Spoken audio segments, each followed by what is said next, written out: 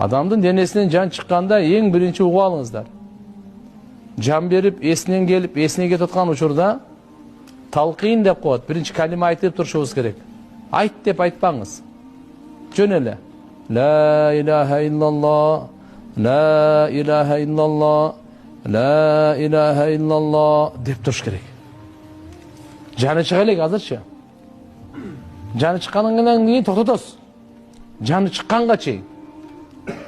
Не деп айтат экенбиз?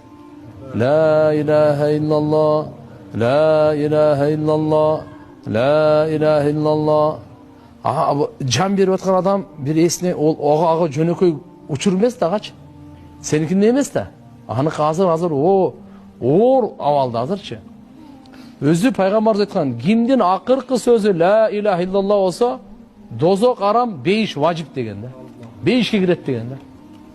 Ошон үчүн ошону эстетүү максатында айт деп буйрук бербестен жөн эле жанында отуруп la ilahe illallah деп кулагына кирип калсын деп атабыз да.